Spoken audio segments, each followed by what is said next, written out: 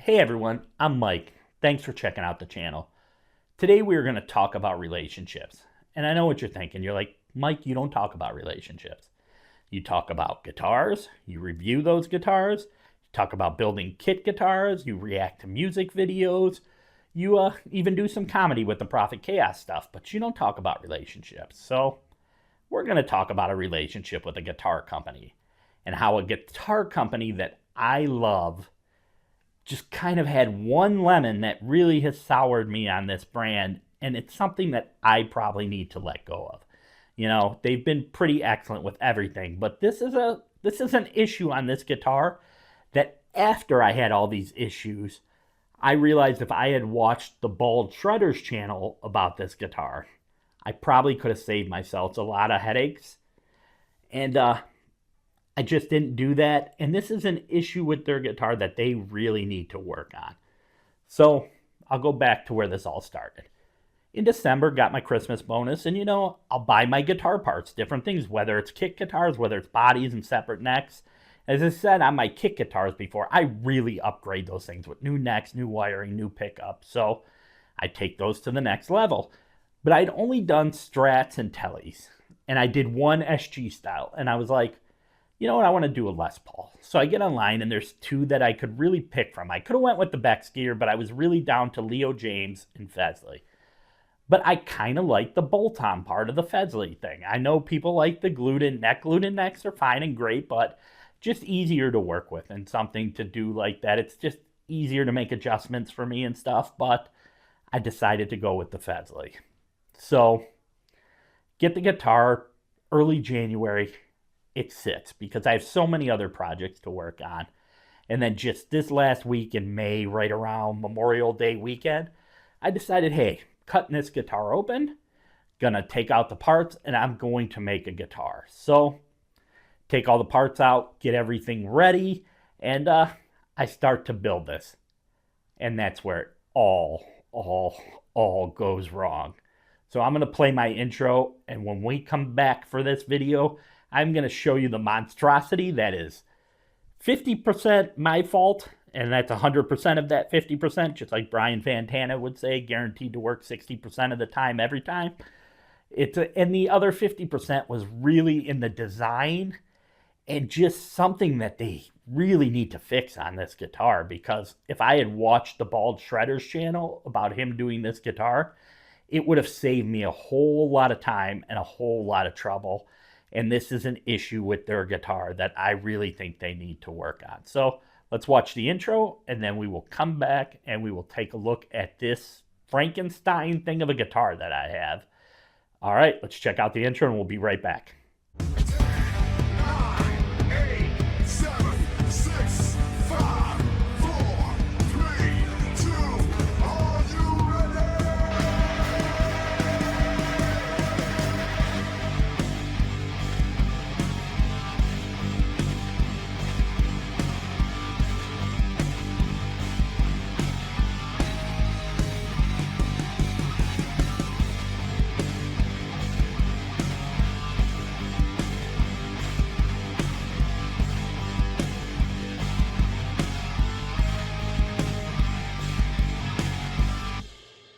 Jesus Christ. That's Mike's musical rehab. All right, so here it is. Here's the monstrosity that is the Fesley LP kit guitar. And I know what you're thinking when you look at this. You're like, what the hell happened to this thing? It was a natural wood flame maple top, and you did this hideous paint job on it? Yes, I did. On accident. So the initial plan was I bought some transparent dye that I was going to do kind of like a sunburst where the flame maple would show through. But the issue is with these guitars, they really put a lot of like lacquer on the top of them, and the dye would not adhere. I really needed to sand all the lacquer off to get that so the dye would go and fit right to the body. So it just ended up looking dirty. Came out terrible, and I was like, you know what?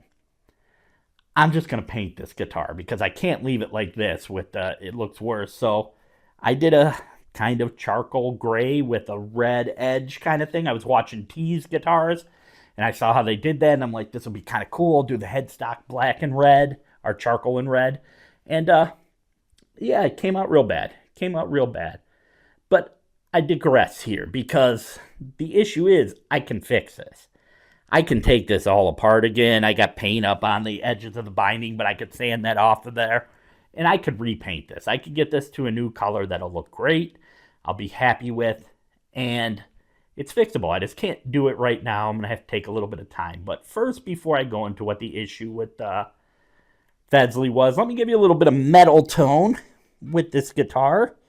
And using the pickups that came with it. This is one of the guitars. When I usually do my kit guitars, I've upgraded them heavily.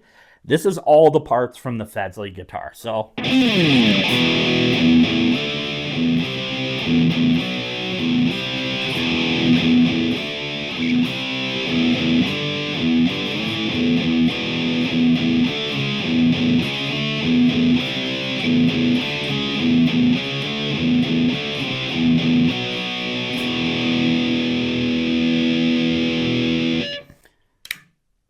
neck pickup.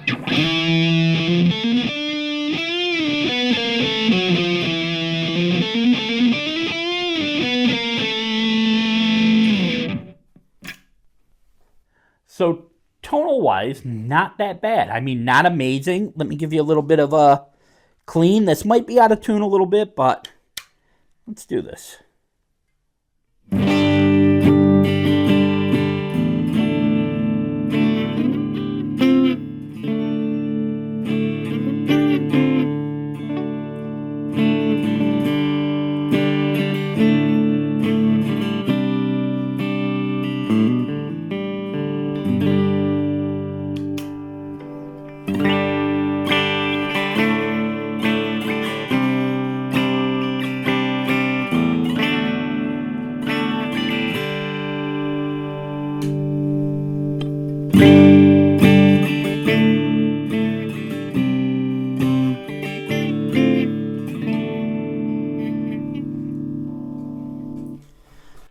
Okay, what I'm going to say here is this guitar actually right now plays really nice. The action is perfect on this, and it feels pretty good, but getting this together and built was an absolute nightmare. And where I'm saying this from the perspective of is that if you're someone who's never built a guitar and maybe it's a project you want to do for yourself, maybe you want to do it with a child, like build a guitar, you're kind of hoping with Fesley, the one thing they say is, hey, we put the whole thing together, then we take it back apart, so we know it works. It's all good that way.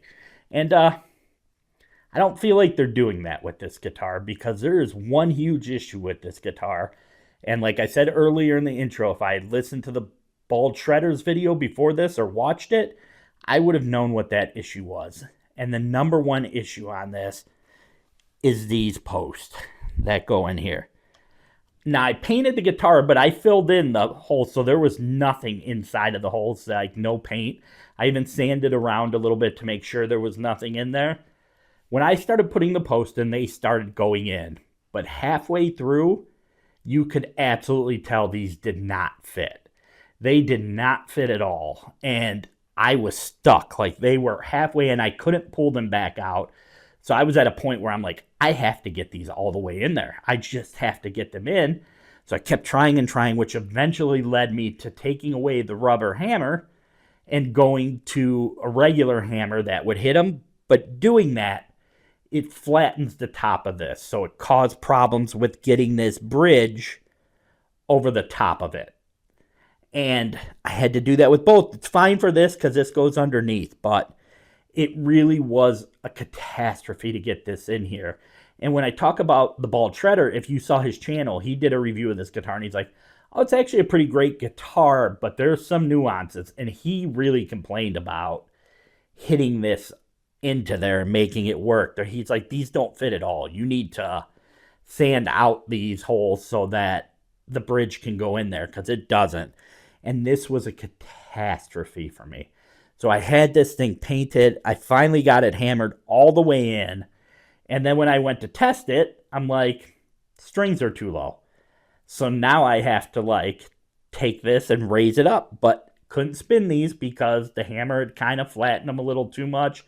So I needed to take this bridge back off.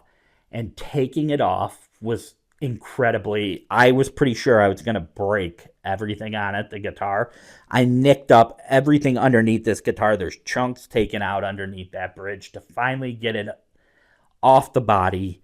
And then I ended up raising it up, and I'm like, please just be right. Let this be right. I shaved down a little bit around these holes so the bridge would go on easier this time. Shaved them down, put it on, and yes, I got lucky. The action was perfect.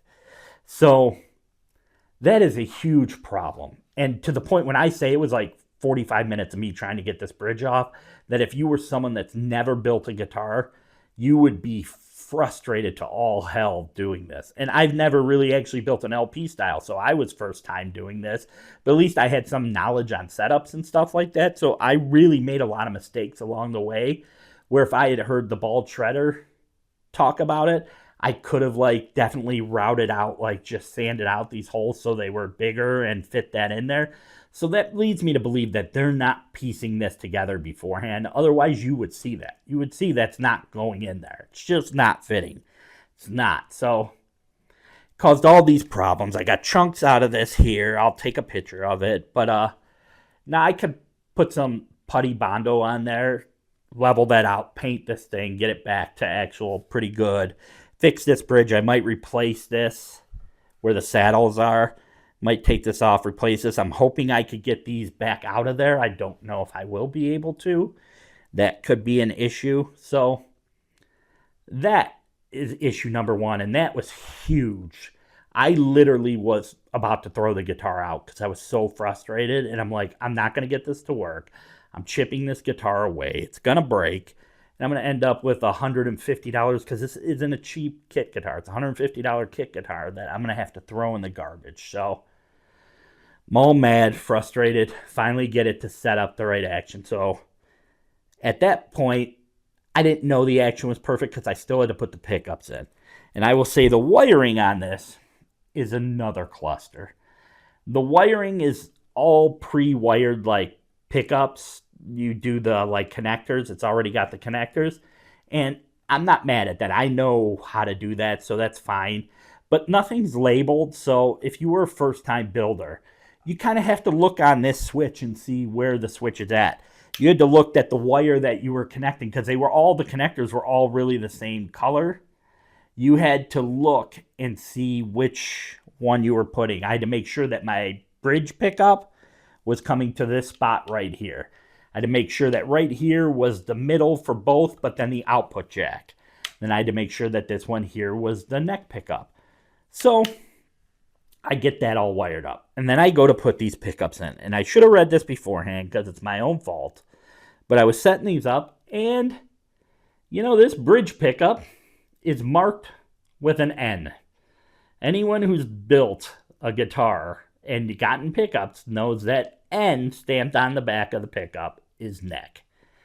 So I put this in first. I get it all set up, and I get it in there. And then all of a sudden I realize as it's going that this is too high, this one's too low, and I'm like, wow, that's a mistake I really made. And I looked in the book, and it's like, oh, put the higher one towards the bridge, which should have been obvious, but I was still looking at the end. So a lot of this is my fault for like not reading the book well enough, but also going with the fact that an N on a pickup stands for neck. So they're probably putting a neck pickup inside the bridge, which is fine because, most neck pickups are just wound a little less bright. They're just a little less powerful. Usually if you have a guitar where the bridge is like 14, the neck's usually like 7 or 8. So it's just a little bit weaker pickup. The neck pickup is labeled J. I don't know what the hell a J is, but it's a J. So I get that finally in there, get this all set up, and I'm like, please just work. So put the strings on it, do everything. I made sure the frets were level. They were. Fret ends are actually really nice too. I'm like, usually I put locking tuners on everything, but I'm like, this guitar is such a catastrophe. I'm just using the Fesley tuners that came with it, and I got it all together. It looks terrible, and you could say it in the comments. It looks awful. I mean, This paint job is terrible. Kind of looks like something like if it was like an apocalyptic future and you went into a garbage dump, there would be this guitar sitting there. But that kind of gives it a little bit of charm too. So we get a little bit of my lead tone here with the neck pickup.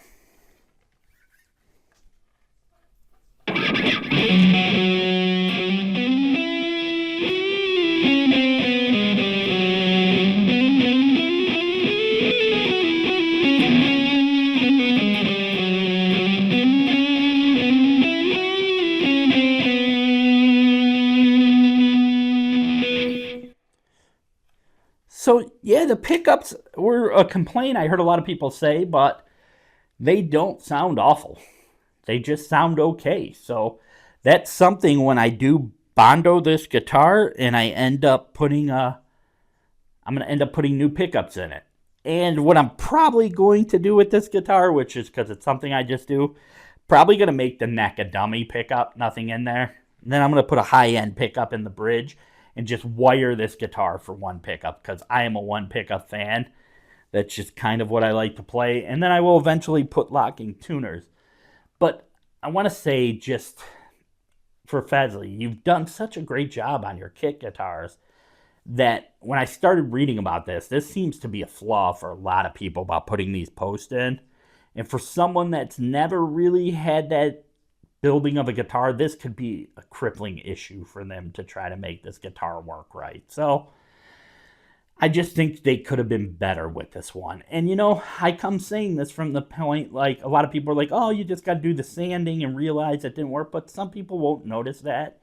And also, a lot of these people get this gear for free. It's something Fesley sends it out. That's good. They're big channels. I'm a smaller channel, so I don't get this stuff sent for free. So I'm going to work every day, and then I'm buying this stuff. And when I get something like this that was just not QC'd the way I think it should have been, it's pretty frustrating.